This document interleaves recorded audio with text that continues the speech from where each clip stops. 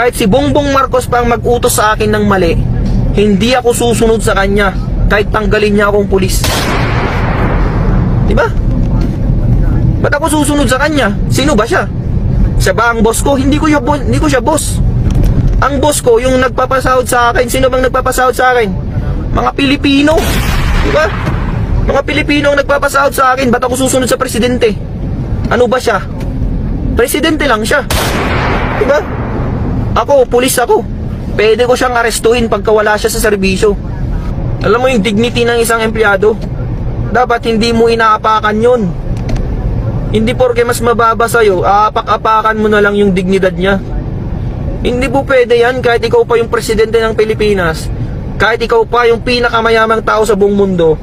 Hindi mo pwedeng apak-apakan yung dignidad ko bilang tao. Tandaan mo yan. Kahit sino ka pa. Diba? Kahit sino ka pang tao kang yan, kung inapak-apakan mo yung dignidad ko, magkamatayan na tayo. Diba?